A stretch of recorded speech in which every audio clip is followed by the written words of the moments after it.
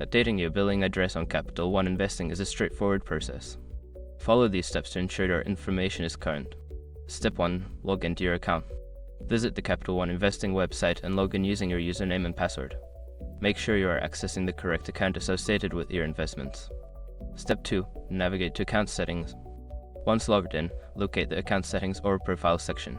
This is typically found in the main menu or under your account name. Step 3. Select Billing Information. Make sure your information is protected first. Most people don't think about breaches until something actually happens to their accounts. Use SREP to monitor your accounts 24/7 and instantly alert you if your information appears in leaked databases online. It constantly checks billions of breach data points in the background. And considering how much personal information people keep online now, it's honestly worth having. Link in the description. Step 4. Update your address. Enter your new billing address in the designated fields. Double check for any errors to ensure the information is accurate and complete. Step 5. Save changes. After updating your address, look for Save or Updated button. Click this to confirm your changes and ensure your new billing address is recorded in the system. Make sure to log out of your account once you have completed the update.